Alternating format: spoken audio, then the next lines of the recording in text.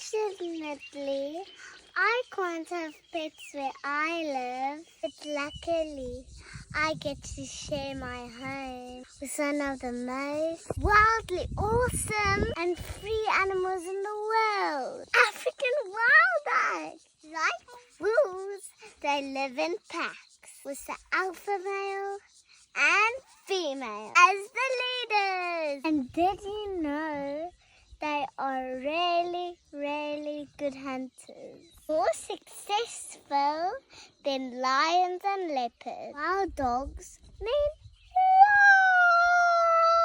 lots of space. Sadly, this is why they are in danger. They often escape to safety, game reserves, or people kill them because they hunt the farmer's sheep. They can even pick up the seizures and then poor wild dogs die. Luckily, there are superheroes that do all they can to protect these super cool animals. The ranger word for that is conservation. I love wild dogs because they're energetic, they work together, they are free, and they know how to stay wild.